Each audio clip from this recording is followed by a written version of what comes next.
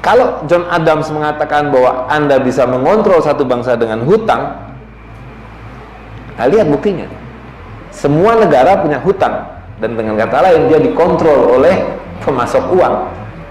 Jadi presiden, perdana menteri itu hanya boneka. Ya, jadi sistem politik yang kita sebut negara hari ini adalah sistem politik yang dibuat oleh para bankir di abad ke-18 sesudah revolusi Prancis, supaya bisa menjalankan hutang itu.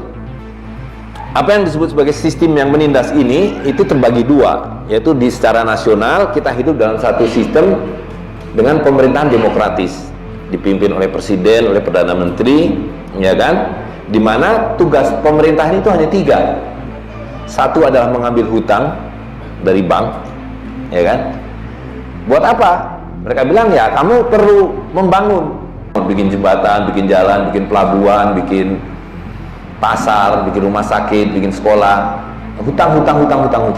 Jadi hutang kemudian dihabiskan, hutang itu melalui satu anggaran yang disebut sebagai anggaran negara. Nah, lalu bagaimana membayar hutang itu? Dan hutang itu kan berbunga terus. Mereka bilang pajaki rakyat kalian. Jadi tugas pemerintah itu hanya ngambil hutang, menghabis-habiskan, dan memajaki rakyat untuk mencicil hutang itu, ya kan? Nah, lalu tadi pertanyaan, kepada siapa hutang itu diambil? Kepada segelintir orang.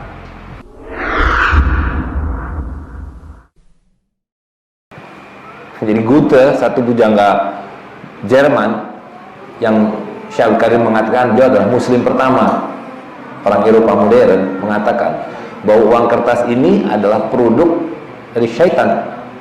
Dan kita akan lihat nanti kenapa seorang pemikir besar, dan dia adalah menteri keuangan di zaman itu di Jerman, mengatakan bahwa uang kertas adalah produk dari syaitan. Jadi beliau menulis sebuah novel dengan judul Dr. Faust. Jadi Dr. Faust ini adalah seorang ilmuwan yang menginginkan mengubah loyang menjadi emas, dan karena itu dia mengikat kontrak dengan syaitan. Dan syaitan mengatakan, namanya Mephisto, dalam cerita itu dikatakan, you akan dapatkan apa yang kamu inginkan, tapi kamu mesti ikut apa yang saya mau. Jadi kalau kita mengenalnya ada legenda babi ngepet, ya kan? Orang mau kaya raya boleh dengan mudah, tapi harus mengikat kontrak dengan setan, dengan tuyul, ya kan, jadi babi ngepet. Nah, kira-kira legenda semacam itu, tapi ini dalam pemikiran yang sangat ilmiah. Nah, nanti akan kita lihat kenapa uang kertas ini adalah hasil dari bisikan setan, kata Goethe. Jadi kita akan melihat bahwa uang kertas adalah sihir, ya. Jadi ada satu keluarga namanya Rothschild, ya. Dia mengatakan Rothschild itu banyak, anaknya ada 5. Nah, ini ada satu keluarga yang pada abad ke-17, 18 membangun jaringan perbankan di Eropa. Nah, dia mengatakan, berikan saya kontrol atas pasokan uang, dan saya tidak peduli siapapun yang menjadi pembuat undang-undang, siapa yang jadi presiden, siapa yang jadi perdana menteri, siapa yang menjadi anggota DPR, saya nggak peduli. Yang penting beri saya kekuasaan mengendalikan pasokan uang. Dan itu kemudian terjadi bahwa para bankirlah yang kemudian diberi hak monopoli untuk mencetak dan memasok uang, ya. Jadi beri saya kendali atas pasokan uang, dan saya tidak akan peduli siapapun yang membuat hukum. Nah, lalu ada satu lagi yang saya ingin kutip di sini. John Adams mengatakan ada 2 cara untuk mengendalikan satu bangsa. Yang pertama adalah dengan pedang, ya. Datangi, tundukkan dengan pedang, ancam, atau beri hutang. Jadi kalau ada satu rumah tangga yang diutangi oleh rentenir, ya kan, pada akhirnya dia akan seperti kerbau yang dicucuk hidungnya, disuruh apa saja mau, ya kan, hutang. Nah, inilah yang kemudian bisa kita lihat hari ini. Tidak ada satupun negara yang tidak punya hutang, ya. Amerika Serikat yang begitu hebat, yang katanya negara paling superpower hari ini, hutangnya paling besar di dunia ini. Waktu dia merdeka tidak punya hutang, Tapi hari ini hutangnya paling besar. Jepang, hutangnya juga besar. Cina, yang sekarang tukang ngutang-ngutangin, ya kan? Semua diutangin sama Cina. Tapi Cina punya utang begitu besar. Perancis dan seterusnya. Pertanyaannya adalah, kalau semua negara ini utang, utangnya kepada siapa? Ya kan? Apakah pemerintah itu tidak bisa nyetak uang sendiri kalau pakai utang? Bisa nggak nyetak uang? Bisa. Kenapa dia harus berhutang pada pihak lain? Ya, karena tadi hak mencetak uang sudah diberikan secara monopoli kepada perusahaan-perusahaan yang kita sebut sebagai bank atau bank sentral, ya kan? Nah, jadi kalau John Adams mengatakan bahwa Anda bisa mengontrol satu bangsa dengan hutang, nah, lihat buktinya. Semua negara punya hutang, dan dengan kata lain dia dikontrol oleh pemasok uang. Jadi presiden, perdana menteri itu hanya boneka. Ya, jadi sistem politik yang kita sebut negara hari ini adalah sistem politik yang dibuat oleh para bankir di abad ke-18 sesudah revolusi Prancis, supaya bisa menjalankan hutang itu. Gitu. Jadi kalau digambarkan seperti ini kira-kira. Ya. Nah, saya ingin mengaitkan dengan hadis dari Rasul SAW. Ya, Nabi mengatakan bahwa zamanku adalah zaman kenabian, dan Allah akan angkat zaman ini, dan Allah akan gantikan dengan zaman berikutnya yang disebut sebagai zaman Khulafaur Rasyidin. Tapi Allah akan mengangkat zaman itu dan akan menggantikannya dengan zaman yang berikutnya, yaitu zaman mulkiyah, yaitu zaman raja-raja, sultan-sultan. Dan Allah juga akan mengangkat zaman itu dan akan menggantikannya dengan yang disebut sebagai zaman mulkan jabariyah, mulkan jabrian, yaitu zaman yang menindas, zaman yang angkara murka. Tapi Allah juga akan mengangkat zaman itu dan akan mengembalikan zaman minhajun nubuwah, yaitu zaman keadilan, zaman kemakmuran dan sebagainya. Nah, apa yang kita alami hari ini adalah kita hidup di zaman yang disebut zaman kezaliman itu, di mana kezaliman itu diwujudkan dalam bentuk satu sistem yang menjalankan riba, sehingga kita, seperti yang Nabi sampaikan, semua orang terlibat dengan riba, dan bahkan yang menolak riba pun pasti ikut memakan riba. Dan apa yang harus kita ketahui akibat dari riba ini, Allah SWT telah menyatakan, yamhaqu riba wa yurbi shadaqatan. Aku hancurkan riba dan aku suburkan sedekah. Hari ini kita menyubur-nyuburkan riba, dan karena itu sedekah mati. Tidak ada sedekah hari ini kecuali kencreng, receh-receh itu. Nah, dulu ketika tidak ada riba, orang biasa berwakaf 10 hektar, 60 hektar. Di Bogor itu ada pesantren Darul Falah namanya, itu 62 hektar. Orang Bandung yang mewakafkan itu, orang Majalaya atau mana itu wakafkan. Hari ini, ya kan, mewakafkan tanah 1 meter mikir, 1 meter sudah 3 juta harganya. Dan memang tidak punya sampai hektaran, ribuan meter pun tidak ada. Dan seperti yang tadi saya sebutkan, yang Nabi katakan bahwa semua yang kamu punyai tidak akan punya harga, tidak akan punya manfaat kecuali emas dan perak. Ya, nah jadi lihat apa yang disebut sebagai sistem yang menindas ini itu terbagi dua, yaitu di secara nasional kita hidup dalam satu sistem dengan pemerintahan demokratis dipimpin oleh presiden, oleh perdana menteri, ya kan, di mana tugas pemerintahan itu hanya 3. Satu adalah mengambil hutang dari bank, ya kan. Buat apa? Mereka bilang, ya kamu perlu membangun. Dulu kita ingat ada istilah membangun, bikin jembatan, bikin jalan, bikin pelabuhan, bikin pasar, bikin rumah sakit, bikin sekolah. Hutang. Jadi hutang kemudian dihabiskan, hutang itu melalui satu anggaran yang disebut sebagai anggaran negara. Nah, lalu bagaimana membayar hutang itu? Dan hutang itu kan berbunga terus. Mereka bilang, pajaki rakyat kalian. Jadi tugas pemerintah itu hanya ngambil hutang, menghabis-habiskan, dan memajaki rakyat untuk mencicil hutang itu. Ya kan? Nah, lalu tadi pertanyaan, kepada siapa hutang itu diambil? kepada segelintir orang yang disebut oligarki bankir. Ini hanya ada 300 keluarga kira-kira. Nah, kepada mereka lah kita berhutang. Nah, jadi waktu Indonesia merdeka, sebagai contoh lain, dan bukan hanya Indonesia, semua negara itu waktu merdeka, waktu berdiri maksudnya, tidak punya hutang.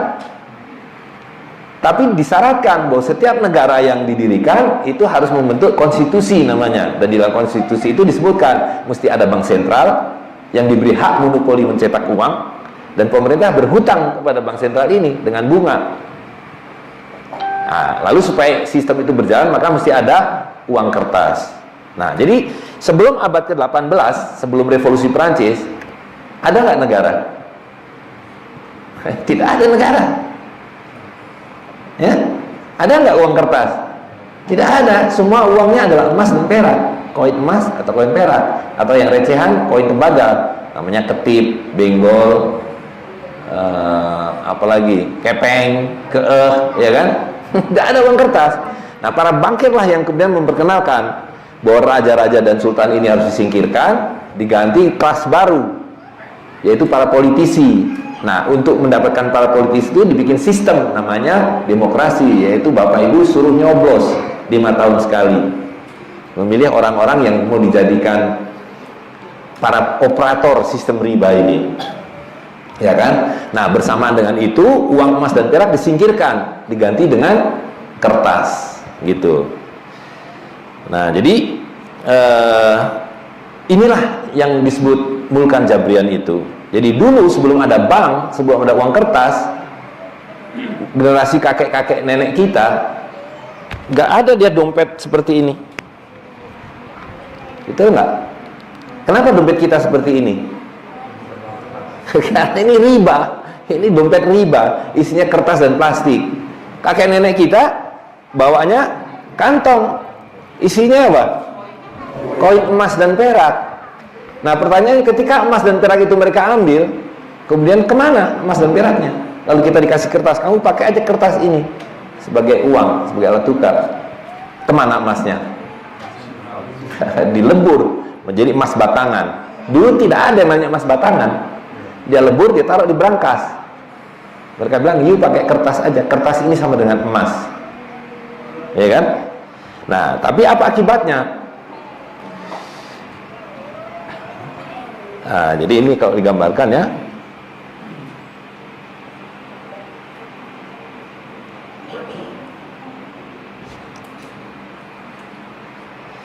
Nah, jadi dengan kertas ini kita hidup di bawah ilmu sihir. Jadi dulu yang namanya harta itu ya ini, emas atau perak, ya kan? Nah, lalu mereka bilang, titipkan pada kami. Mula-mula dititipkan. Ini agak rumit sedikit gambarnya, dilewati saja. Mula-mula dititipkan, lalu mereka keluarkan kwitansi. Jadi uang kertas ini adalah kwitansi, voucher. Ada orang menitipkan 1 dinar, dikeluarkanlah 1 dinar voucher. Nah, dalam syariat Islam, jual beli itu hanya boleh menggunakan uang yang disebut sebagai ain. Jadi definisi jual beli kalau dalam fikih itu tamliku ain maliyatin, mendapatkan ain yaitu harta dengan mal, yaitu harta yang lain. Jadi jual beli itu harta ditukar dengan harta. Atau kalau bukan harta adalah yang disebut manfaat, kita menyebutnya jasa, ya kan? Nah, karena itu syaratnya 3 jual beli itu. 1, mesti redho sama redho. Haram hukumnya memaksakan bahwa kamu hanya boleh jual beli dengan jagung, atau jual beli hanya dengan dolar atau dengan emas. Allah SWT mengatakan antarodim minkum, harus redho sama redho. Jadi kalau ada orang jual ayam mau dibayar dengan jagung, kalau redho sama redho halal. Mau dibayar pakai emas halal, ya, tidak boleh dipaksakan. Yang kedua adalah dia harus tunai. Sebab kalau tidak tunai bukan jual beli melainkan utang. Itu yang disebut yadan biadin, dari tangan ke tangan. Jadi penjual menyerahkan kambing misalnya, pembeli menyerahkan emas, gitu. Harta ditukar dengan harta. Yang ketiga adalah mithlan bimithlin, nilai yang ditukarkan itu harus setara. Jadi kalau 1 liter beras setara dengan 2 liter jagung, ya 1 liter beras dengan 2 liter jagung setara, ya kan? Nah, Begitu para bankir mengatakan bahwa kamu tidak lagi berjual beli dengan emas dan perak, tapi dengan kertas, 3 syarat ini tidak dipenuhi. Ini tidak redo sama redo. Betul nggak? Kalau ibu ke Singapura, bawa ini, nggak usah jauh-jauh, Singapura, saya mau beli barang Singapura, diterima nggak ini? Nggak diterima. Mereka bilang Anda mesti pakai kertas saya, namanya dolar Singapura. Tapi harga kertas saya 10.000 kali lipat dari kertas saudara. Betul nggak? Ke Amerika juga tidak laku. Itu. Nah, jadi lihat, ketika kita mengikuti perintah Allah SWT dan Rasul SAW, keadilan jual beli yang mesti redo sama redo dan mislan bimislin itu adalah, lihat, ini 2 gelas air. Harganya berapa, Bu, di Bandung? 500 rupiah. Nah, kalau saya tuker air ini segelas dengan segelas, mau nggak kira-kira? Mau, tidak ada alasan tidak mau. Adil nggak? Adil. Nah, sekarang orang Singapura punya segelas, kita punya segelas. Saya tuker air ini dengan air saya, mau nggak dia? Mau. Apa alasannya tidak mau? Sama kan, dan adil nggak? Adil. Begitu juga orang Amerika punya segelas, kita punya segelas. Saya tuker gelasnya, airnya segelas. Mau dan adil kan? Nah, sekarang para bankir mengatakan, kamu nggak bisa jual beli begitu. You mesti pakai kertas yang saya ciptakan, yang saya paksakan supaya kamu pakai. Ya kan? Nah, tadi ini harganya 500. Sekarang kita bawa uang 500 rupiah nih, koin 500 rupiah. Bawa ke Singapura. Saya mau beli air itu segelas seharga 500 rupiah nih. Diterima nggak sama dia? Diterima. Dia bilang di sini harganya 50 sen. Dan 50 sen itu sama dengan 5.000. Kita dipaksa bayar 5.000. Nah, sekarang orang Singapura datang sini, dia bawa 50 sen. Saya punya uang 50 sen, yang berarti adalah 5.000. Saya minta 10 gelas. Kita kasih enggak 10 gelas? Kasih. Jadi lihat, ya, akibat dari pengkhianatan uang kertas ini adalah orang Singapura datang ke sini 10 kali lipat lebih kaya. Dan kita datang ke Singapura 10 kali lipat lebih miskin. Betul nggak? Itulah kezaliman dari uang kertas. Dan lihat ini saya punya uang 50 peso dari Meksiko. Kalau saya minta tukar 100.000, ada yang mau nggak? Coba, boleh saya tukar 100.000 ini dengan 50 peso? Hah? Nggak ada yang mau? Kenapa nggak mau? Tahu berapa nilainya? Tidak tahu. Begitu juga kalau kita bawa 100.000 rupiah ini ke Meksiko, kira-kira orang Meksiko akan tahu nggak berapa nilainya? Dan akan terima nggak? Enggak kan? Nah, sekarang nggak usah jauh-jauh ke Meksiko. Indonesia sama Indonesia nih. Kalau ini saya tukar, mau nggak Ibu? Mau. Oke, saya tukar 2, mau nggak? Satu deh, satu mau. Atau ini ada yang gedean dikit deh. Mau nggak satu saya tukar 1? Kenapa nggak mau? 2 deh, 3, 4, 5, tuh 6, 7. Ah, ini 7 lembar deh. Mau nggak? Kenapa nggak mau? Banyakan mana 1 sama 7? Kalau anak-anak kecil yang nggak berdosa ini, yang disuruh pilih ini sama ini, pilih mana kira-kira? Pilih yang banyak, enggak kan? Jadi ini penipuan. Uang kertasnya ada penipuan dan pengelabuan. Nah, sekarang kalau 1 dinar ini 4/4 gram emas, kita bawa ke Singapura. Ini 4 gram emas, bisa nggak dia bilang emas saya 10.000 kali lipat dari emas saudara? Dibawa ke Amerika, emas saya bisa nggak dia bilang 14.000 emas saudara? Seperti hanya hari ini mereka mengatakan kertas saya 14.000 kali kertas saudara. Bahkan kertas itu pun tidak ada, itu hanya nama. Nama. $1 itu kan hanya nama. Tapi saya minta saudara membayar saya 14.000 rupiah yang juga sekedar nama. Betul nggak? Kalau dibilang 5.000, 5.000-nya apa artinya? 5.000 tidak ada artinya apa-apa, hanya angka 5, nolnya 3. Tapi begitu para bankir mengatakan 5.000 saya bernama rupiah, maka dapat segelas susu apa nih? Susu jahe. Betul nggak? Tapi bankir Amerika mengatakan 5.000 saya bukan rupiah namanya, 5.000 saya namanya dolar. 5.000 dolar artinya 70 juta rupiah. Buat beli susu jahe dapat sak Bandung. Susu jahe habis diborong sama dia. Betul nggak? Nah, jadi paham sihirnya uang kertas dan ditipunya kita. Ya, dan bayangkan dengan mereka mengatakan bahwa satu unit nama pulsa saya sekarang bahkan sudah nggak ada kan kertas ini, diganti pulsa elektrik. Orang Amerika bisa membayar apa saja, mengambil apa saja dengan gratis, betul nggak?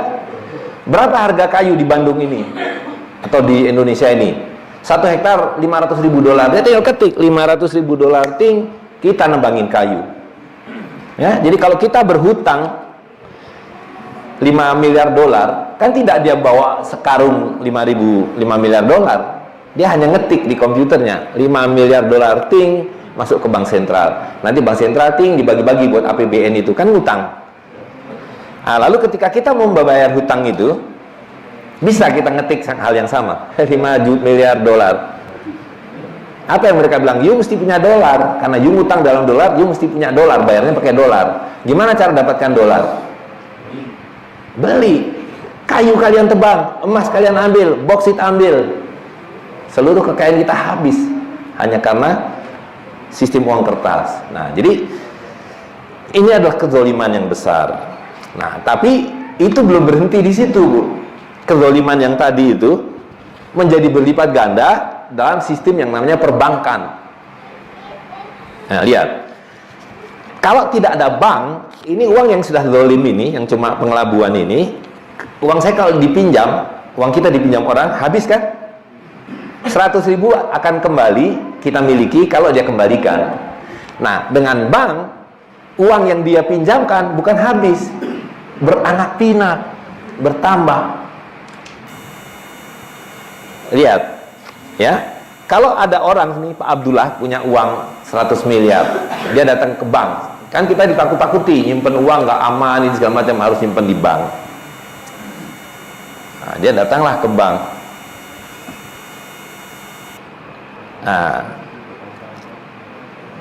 taruh uang 100 miliar, oleh bank dikasih kertas, ya kan? Namanya sertifikat deposito atau buku tabungan. Pak Abdullah, ini sampean punya 100 miliar. Nah, lalu hari itu bank mencatatkan bahwa dia menerima titipan 100 miliar. Jadi uangnya ada berapa sekarang? 200 miliar. Bank punya 100 miliar, Pak Abdullah punya 100 miliar dalam catatan di buku itu. Lalu oleh bank diapakan uang itu? Dipinjamkan pada orang, harus ditahan sedikit. Ya, yang namanya cadangan. Katakanlah 10%. Jadi ada orang, saya mau beli mobil nggak punya uang, saya mau pinjam, saya mau hutang, saya mau sewa uang, kasihlah 90 miliar. Lalu bank mencatatkan di bukunya bahwa hari itu dia punya piutang kepada si B 90 miliar. Jadi uangnya nambah apa kurang? Nambah. 100 tambah 100 tambah 90. Nah, ada orang lagi datang, saya mau beli rumah, gak punya uang, oke, saya pinjami 90 miliar lagi. Banknya nyatatkan lagi, piutangnya nambah 90. Jadi berapa sekarang? 290 tambah 90. Dan seterusnya sampai dia bisa melakukan itu 20 kali. Karena bank diizinkan punya modal hanya 8%.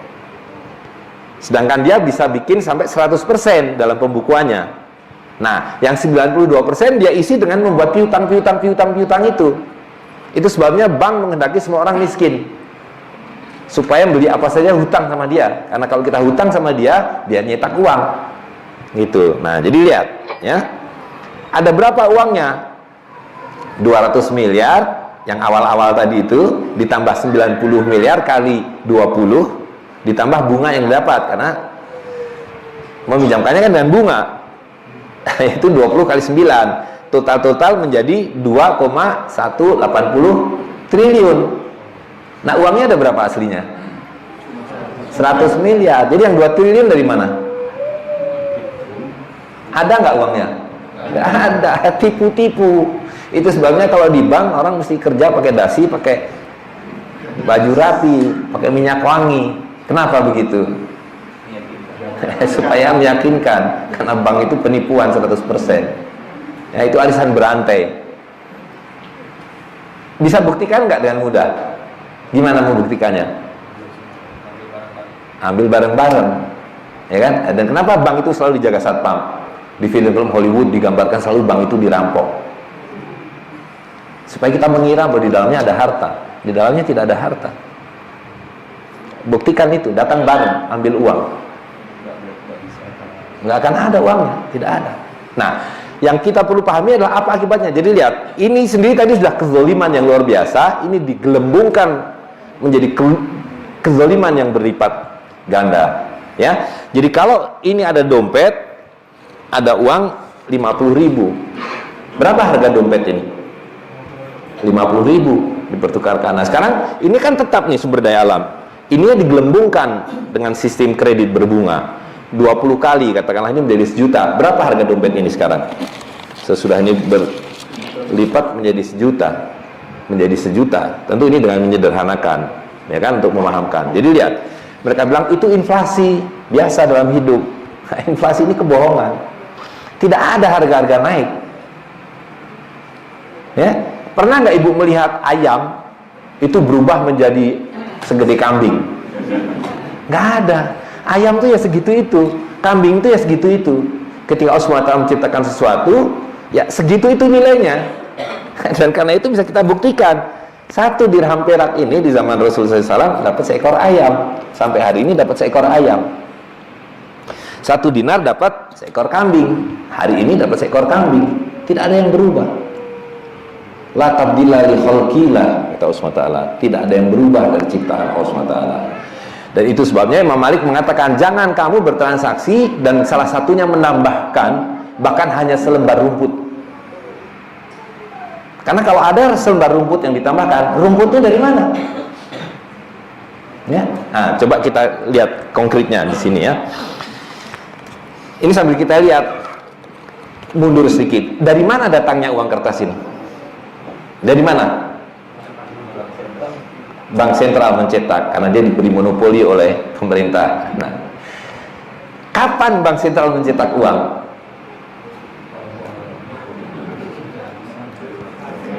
Ya,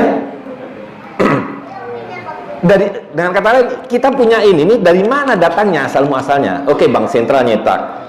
Kapan dia mencetak uang?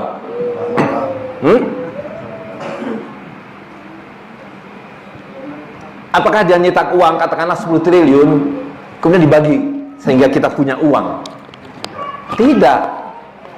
Dari mana bank sentral mencetak uang? Kenapa dia nyetak uang? Tadi lihat ya, kan ada yang membutuhkan uang. Siapa yang membutuhkan uang? Bankir nggak perlu uang. Buat apa dia nyetak uang? Hah? Karena ada yang namanya pemerintah ini yang diciptakan oleh para bankir. You mesti hutang pada saya. Jadi bank sentral nyetak duit ketika pemerintah ini berhutang, yang menerbitkan namanya surat utang negara. Atau yang kedua, yang berhutang pada bank sentral siapa? Selain negara, bank-bank komersial itu. jadi uang yang sampai pada kita ini, yang saya pegang ini, yang ada di dompet Bapak sekarang ini adalah hutang. Ya, nah ketika bank sentral mencetak uang karena negara saya mau hutang hari ini 50 triliun, apakah dia cetak terus dihutangkan cuma-cuma? Dengan bunga, ya kan? Nah, jadi lihat, ketika bank sentral misalnya lebaran itu selalu dia nyetak uang baru. Ini makanya masih baru-baru nih karena baru lebaran kita kan. Katakanlah nyetak 5 triliun. Nah, itu kan kemudian dihutang oleh negara atau oleh bank komersial dengan bunga 5%. Nah, oleh APBN atau oleh bank sentral, bank komersial, apakah dibagi sama kita? Enggak. Diapakan? Dipinjamkan dengan bunga 15%. Jadi sampai pada kita ini mengandung bunga setidaknya 5 tambah 15%, 20%. Nah, sekarang pertanyaannya, 20% dari 5 triliun berapa? Seperlimanya 1 triliun. Ada nggak uangnya 1 triliun? Nggak ada, karena dia nyetak cuma 5 triliun. Tapi beredar dengan bunga. Lalu solusinya gimana? Utang lagi untuk membayar bunganya, dan diedarkan dengan cara yang sama. Jadi bunga berbunga. Ini lingkaran setan. Nah, lihat, ketika Buddha mengatakan bahwa penciptaan kertas ini adalah produk setan, itu ya sihir yang saya sudah jelaskan, ya kan? Ini kan sihir. Yang perlu diketahui adalah pengkhianatan ini, di mana dulu kan semua uang adalah emas, ya, yang kemudian tadi dititipkan, dikasih kwitansi. Nah, dulu dijanjikan bahwa uang kertas yang diedarkan oleh bank itu sama dengan emas. Jadi kalau kita mau ambil harta kita, tinggal kembalikan kwitansi itu, emasnya diberikan. Makanya di dalam uang itu selalu ditulis bahwa uang ini adalah promissory note, janji hutang sebanyak misalnya 10. Nah, ini ya, janji hutang $10 yang harus dibayarkan kepada siapapun yang memilikinya. Nah, ini makanya disebut sebagai promissory note, janji hutang. Nah, kemudian itu dikhianati, semua emas yang berupa uang dilebur menjadi batangan. Mereka bilang, nggak apa-apa, saya kalau nyetak duit masih saya backup dengan emas. Sehingga kita lihat semua begitu. Ketika rupiah pertama kali dicetak, undang-undang mengatakan bahwa setiap 10 rupiah sama dengan 5 gram emas. Jadi dulu tidak ada uang 1000 aja, nggak ada, apalagi 100.000. Kalau harga emas 2 rupiah per gram, 100.000 ini dapat berapa gram? 50.000 gram, 50 kilo. Nah, jadi dulu janjinya adalah kalau kau kembalikan kwitansi ini, saya kembalikan emasnya 50 kilo. Nah, sekarang kalau kita kembalikan, ini saya kembalikan utangmu, berikan saya 50 kilo emas, dikasih nggak? Nggak dikasih. Sedangkan statusnya ini tidak berubah, ini tetap hutang berbunga. Jadi kalau lihat neraca Bank Sentral, semua uang beredar adalah liability, karena itu adalah hutang, ya. Nah, jadi inilah pengkhianatan yang terjadi, yang Allah SWT telah sebutkan dalam Al-Quran.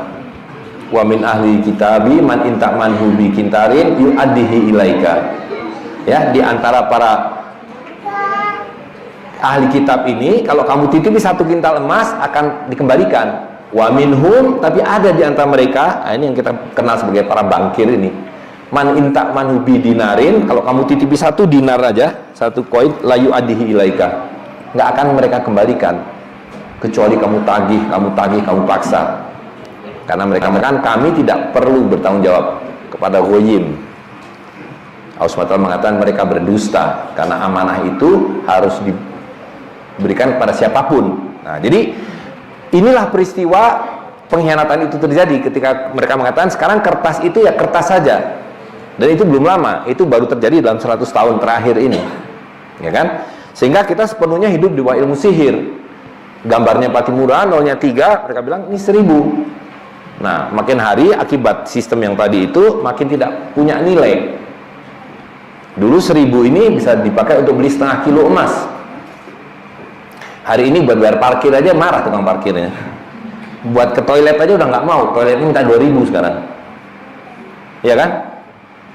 Nah, karena itu makin besar uang itu, 2.500, 5.000, 10.000, 50.000 sampai 100.000 diganti nih.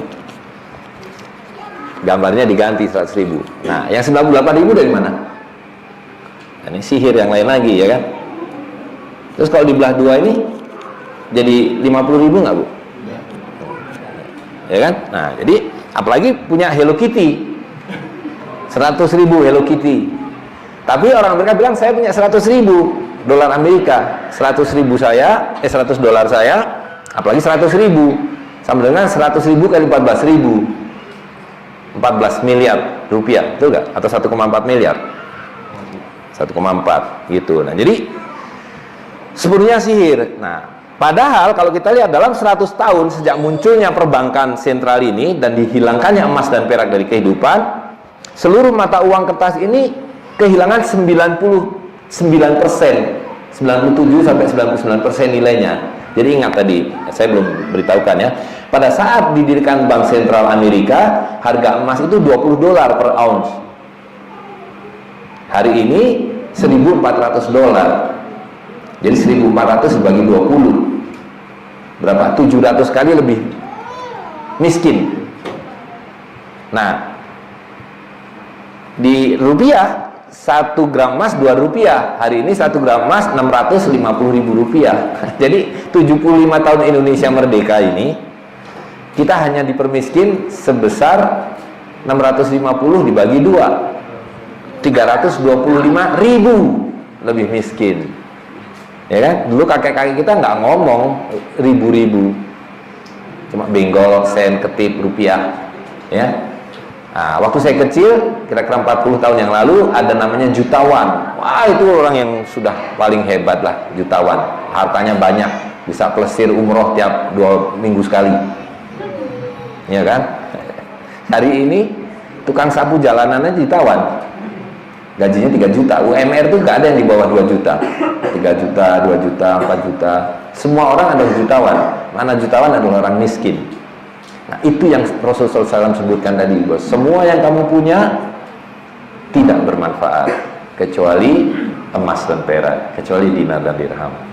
Gitu ya. Nah, jadi ini makin besar uang kita itu bukan kita makin kaya, makin miskin. Dulu uangnya cuma 100 rupiah, 1 sen malah. 5 rupiah, 600 rupiah paling besar. Nah, begitu makin berjalannya waktu, makin nggak laku, muncul uang 1.000 rupiah, 2.500 rupiah, tahun 64 keluar 10.000 rupiah, 50.000 rupiah, jadi 100.000 rupiah, ya kan? Nah, jadi dulu sebelum Pak Harto jatuh itu, 100.000 ini kalau dibelikan telur dapat berapa? Dapat 50 kilo.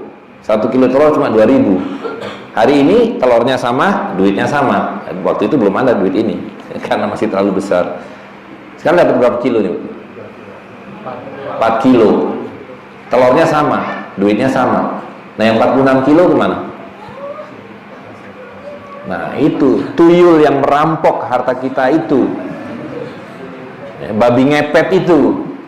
Gitu, ya. Jadi uang kertas ini selain sihir adalah pencurian. Nah, jadi kita ini, kehidupan kita hari ini dengan sistem riba ini dihantam dari 2. Satu adalah nilai uang yang terus-menerus merosot, sehingga kita harus kerja lebih keras, ya kan?